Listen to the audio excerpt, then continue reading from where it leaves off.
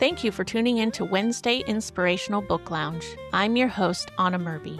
Today we welcome back Pastor Hubert Carl as he reads to us the well-known Green Leaf in Drought Time, a harrowing missionary story of a family who gave up everything to do pioneering missions work in inland China. Enjoy the show.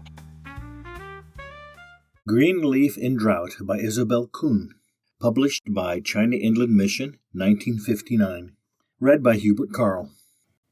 I thought I'd add some background information on this book. The book started in mid-1950 and ended in mid-1953. What's not in the book, and is never mentioned, is that the Korean War was at exactly the same time. It started in June of 1950 and ended in July 1953.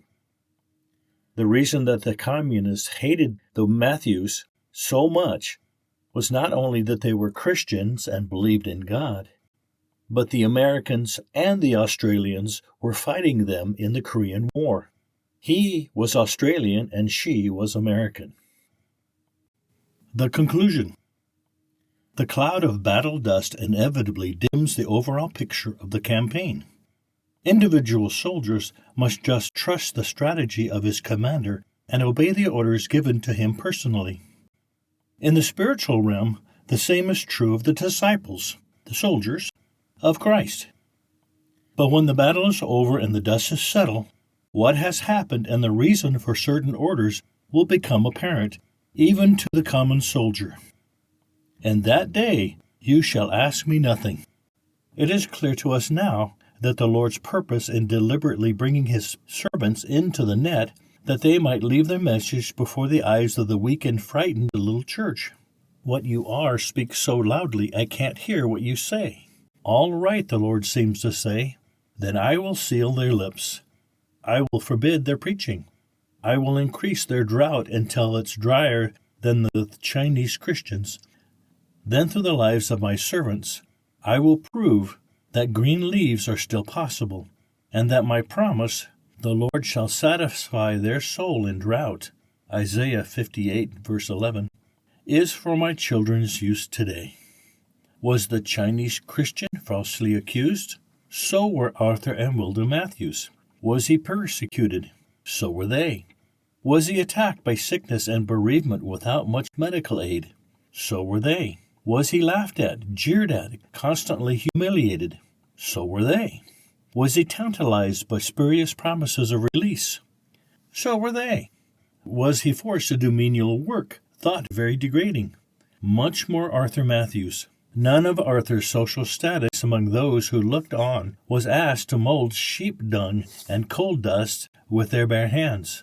None of the little church was forced to give up social interaction with their fellows and live, so to speak, in silence. But the Matthews family were. And yet as trial piled upon trial, as the ground, their human comforts, grew so parched with drought that it threatened to crack open, their leaf was still green. Every evening the sound of singing and praise to the Lord ascended. All the courtyard had heard when the father ordered the milk for the little one to be discontinued for lack of funds. Yet that very evening they not only sang, but the song of praise had an exultant ring to it. No one knew of Ben's secret gift. And the next day the old Tibetan lady was recalled, and the milk money was there. Had it fallen from heaven? It most certainly had not come in by the door. That they knew. Did the God of Elijah really live? What more potent message could God have given these people?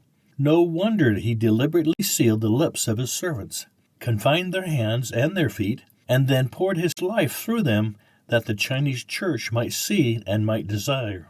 Their clothes grew ragged, and their food became so poor that the Chinese themselves were moved with pity. Yet still these missionaries sang on and taught their patched-clothed baby, "In heaven love abiding, no change my heart shall fear," until she could sing it too. Was God wrong to do this? In the farthest, most inland part of the great land, was God unfair to ask 2 corns of wheat to die in this world's comfort, that others might see for 2 long years? and not just 2 days. God gave them a good stretch of testing time. How is He sufficient for all these things? He sent them to serve by life and so sealed their lips. It was a more potent message.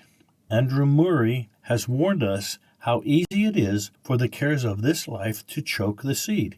He says, the power of the world, the spirit of its literature, the temptations of business and pleasure, all unite to make up a religion in which it is sought to combine a comfortable hope for the future with the least possible amount of sacrifice in the present. That describes the home church today. But who knows when the drought is going to strike us also? Is it possible for any Christian to put forth green leaves when all he enjoys in life is drying up around him? We feel this question and its answer are worth sharing with you. Hence this book. I will pour water on him that is thirsty. I will pour floods upon the dry ground. Open your heart to the gift I am bringing. While you are seeking, I will be found.